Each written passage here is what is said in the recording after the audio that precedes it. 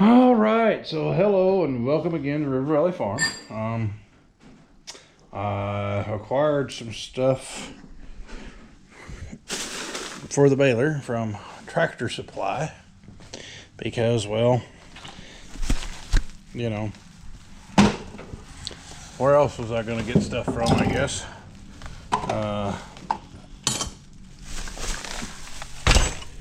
I tried. I guess that'll work. I tried my local Napa store. They didn't have anything. This isn't for the baler, but I need one of those. So I got one of them. Chain brake, because I didn't have one that would fit this chain. And I got 10-foot roll of number 50 chain.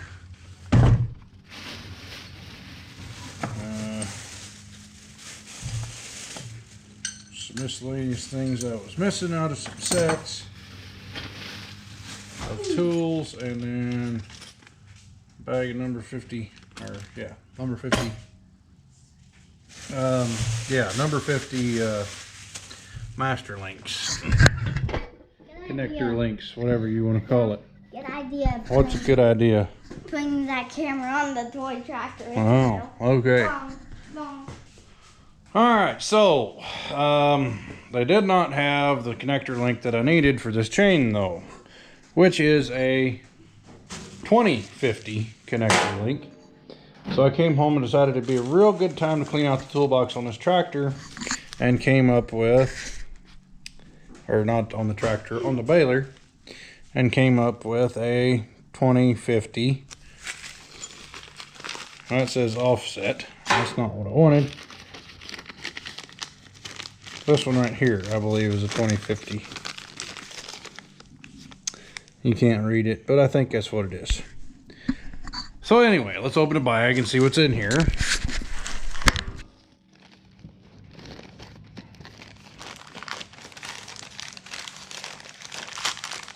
I'm making you work in here too. I'm just standing next to the baler. But does this flywheel still turn? Yeah, it'll still turn. So it's a little rusty and a little crusty, but it's in there and it's new and it's still good. So I just got to clean this thing up, and it'll work. And this is a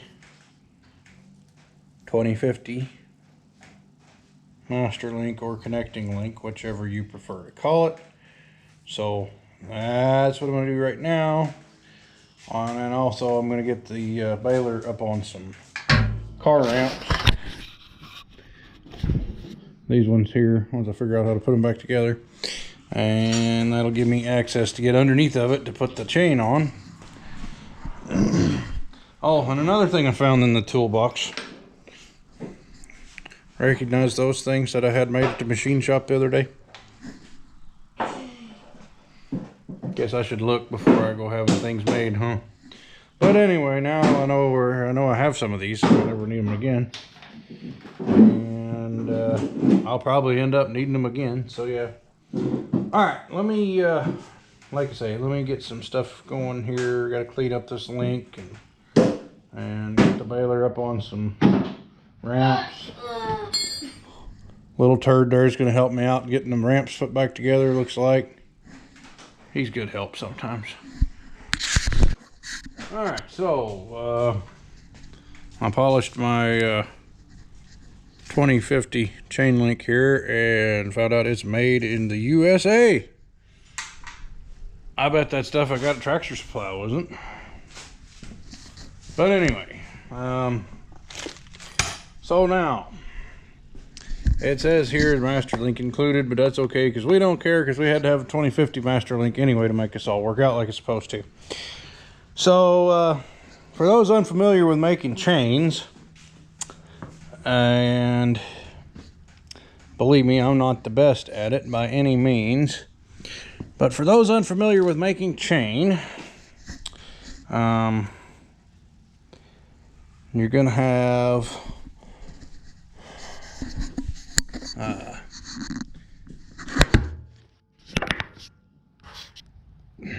there's two schools of thought on how to do this. Okay, one is measure the length of the chain. All right, that doesn't work because this chain is old, it's used, it's worn, okay? So the only true way to get the length of a chain is to count the links or to count the pins or what have you in order to accomplish what you wanted to know. What? My son was in the side of the bear. Huh? My son was inside the bear. I told him to get out. Okay. I went to the back side of the bear and told him to get out. All right, well, go ahead, play. Go.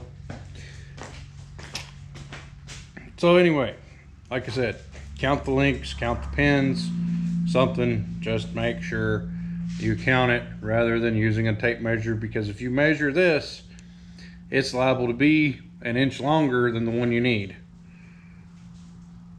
So let me count this and then we'll see about breaking it.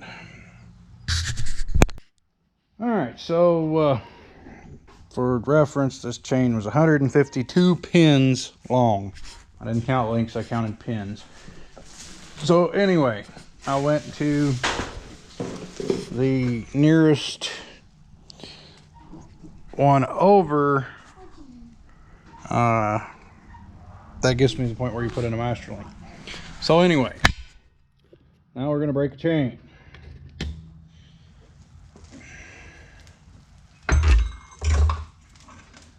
Which isn't that hard to do, as long as everything works correctly.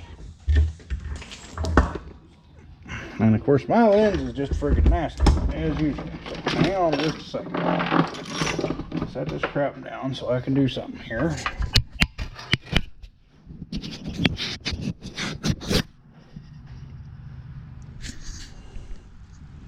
That almost looks respectable now. Okay, so anyway. I try anyway to go ahead and clamp this thing in a vise, just so I don't have to hold on to it. And this vise may or may not work, but I try.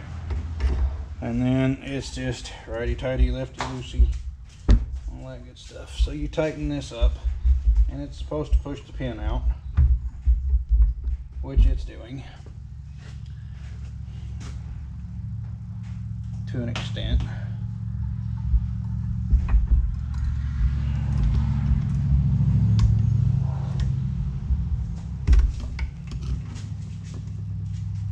So I've pushed the pin out of this side of the chain here.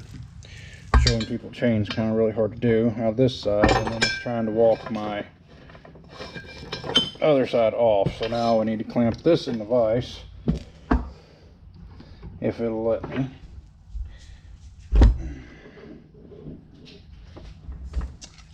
It's not wanting to break my chain real easily, but anyway.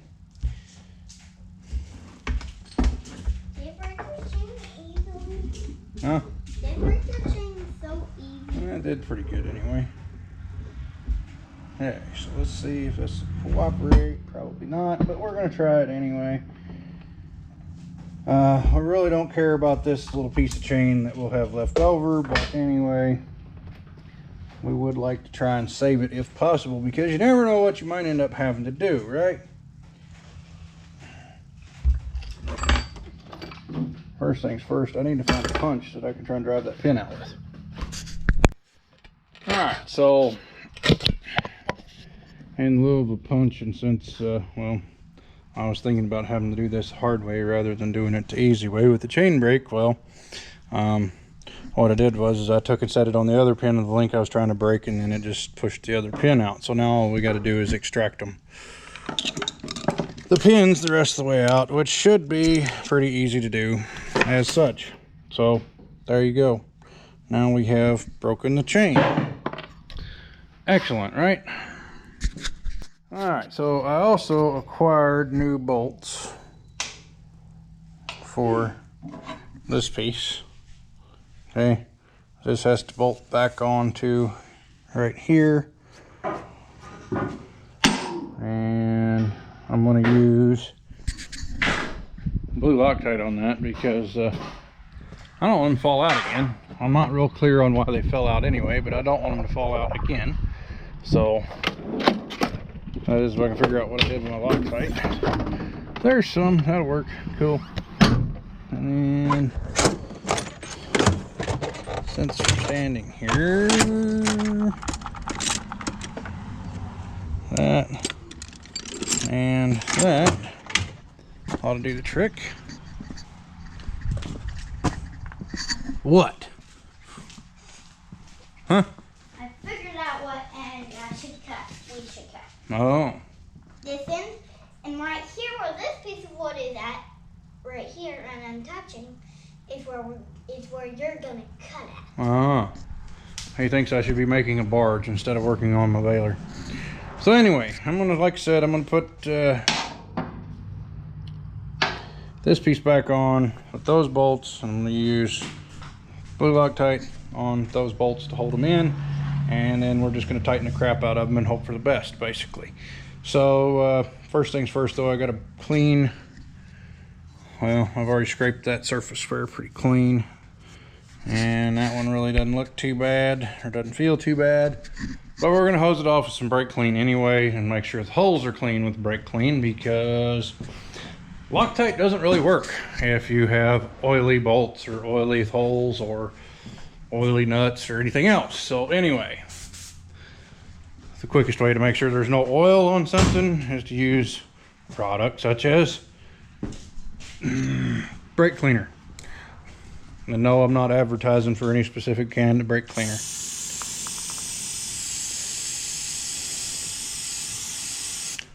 Starting fluid, ether, anything that doesn't leave a residue will work. So anyway, just for good measure, we'll wash the bolts too, it'll be all right. So yeah, now I'm gonna put that piece on. Like I said, we're gonna use blue Loctite. Holes are clean, everything's happy. We're just gonna put it on there, tighten it in, and I'll have to let it go. So then we'll hook up the chain. All right, so this piece, like I said, connects to that piece, and then it is going to sit in the master link like so, okay, or like this, whichever works out better, but I would venture to guess it's supposed to be like that, I think. I really don't remember. Well, yeah, it has to go like this. Yeah, it's got to go like that. That way it leaves the wad board plunger over here wherever it breaks at, rather than letting it come back in. So anyway, now we get to figure out how we can put our chain on here and keep the wad board in time to the plunger, which pretty much, that's not dead center either. So anyway, we got to get this PTO shaft to cooperate a minute, if it will. Maybe if I had some help, but you know, that stuff's overrated, right? So anyway, we are gonna try, anyway. Let me figure out how I'm going to do this. Get this thing to the exact end of its stroke here and locked in place, and then we'll go from there. Okay, so then the way we're sitting now is, okay, if we look at this like an engine, this would be bottom dead center of a stroke, okay? And then when this is exactly 180 degrees that way, when the crank goes that way, that would be top dead center of your stroke. So anyway, that's just basically where we're at right now. We are now at bottom dead right here, okay? Which means our wad board plunger should be at the bail chamber, I believe.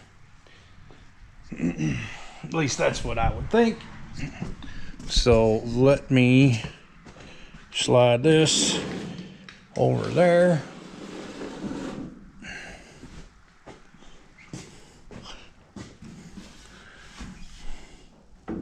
But yeah, that should be in there like so. There should be a stop. I thought there was a stop anyway, but that should be in there. Probably about like that.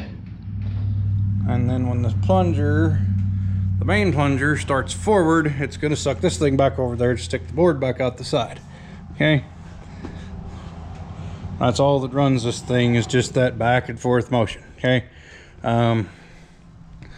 So I'm going to say that we are in approximately where we should be. Not going to swear to that 100%, but approximately where we should be with that. I have a book. I guess I should get it out, huh? But anyway, that's pretty straightforward, really, as far as baler timing is concerned. It goes from, yeah. This one should be in the bale chamber, shoving hay over until when that one is all the way back, basically. So then when that one, like I say, when that starts forward, this should be moving that way. So that's what we're looking at. Like I say, it's pretty simple, really. So we're gonna hope that my theory on this works out, but I am gonna go get the book and make sure I'm right, because I don't want to have to do this again. All right, so the book has this to say about wad board timing. Let's see. Yeah, correct. Wad board timing is essential. Yeah. Turn the flywheel until the plunger is in its extreme position toward the front of the baler. All right, so plunger is in the extreme position toward the front of the baler, within a degree or two anyway. So now,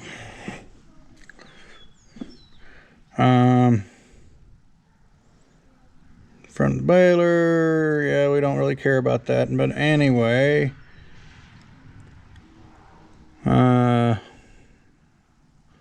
set the wad board so that it extends into the bale chamber with approximately 3.5 inches between the end of the wad board and the left side of the bale chamber. Install and tighten the wad board drive chain. So anyway, according to the book, we need to come a whole lot farther in here.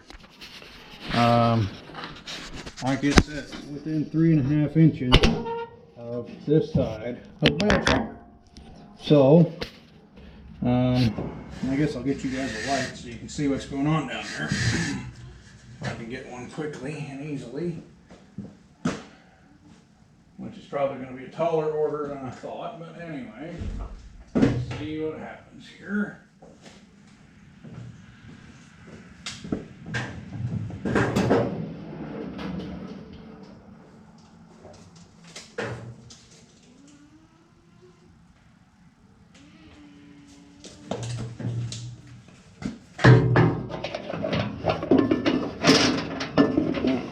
Get the light to cooperate, we'll be in business, right? So anyway, we're just going to do that. I suppose that'll work. Maybe, possibly that'll work. Maybe it won't fall down and blind y'all. But anyway, so we need to come a little ways farther yet into the bale chamber than what we are. So it should go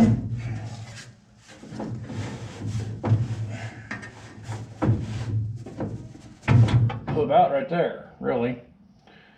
As freakish as that sounds. That's way out in there. But anyway, that's about 3.5 inches from the sidewall. And then I just noticed something else that's funny going on here. Yeah, something's broke. Yay, something's broke. Let's see, what am I got?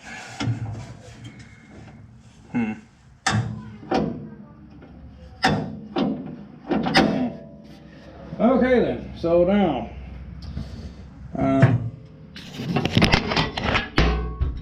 So much for properly timing the wad board. We got to pull it back out and see what's going on with the jaws on it. All right, so here we have our wad board out again, and there's supposed to be a bolt and a spring through this hole right here. Okay, said bolt and spring is missing, nowhere to be found. I'm sure whenever it fell out, it fell on the ground, and it's out there in the hayfield waiting to get somebody's tire. Hopefully not mine, but anyway, we'll see how that goes. We'll see if I go cut that again or not. But anyway, so you can see we have more deeper set problems than what we originally thought. So now we got to take this piece off again and get to this piece so I can get a measurement on a bolt and a spring that I need to put in there. It should be a long compression spring, and I don't think I have any of those. I might have a bolt though, because it's just a 3/8 bolt that might be 4 or 5 inches long, and I think I have 4.5 and 5s here. But anyway, we'll see how it goes. So let me rip this apart real quick and we'll go from there, see what we got. I know I'm gonna have to get a spring though. All right, so now we have got it out again where we can see it, and lo and behold, yes, the bolt and spring is missing. So again, I'd say we could use a 3/8 bolt. Let me go grab a bolt. All right, so here we have a, oh, 3/8 isn't going to cut it. 3/8 is too big. Okay then.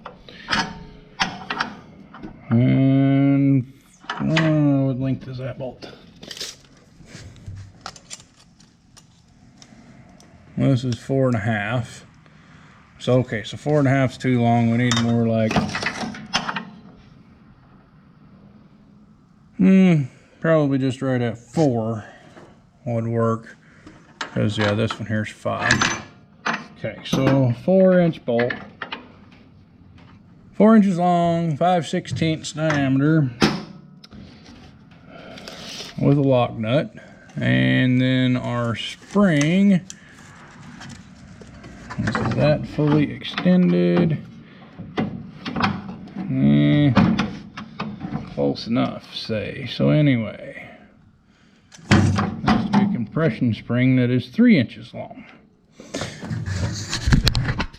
Or so.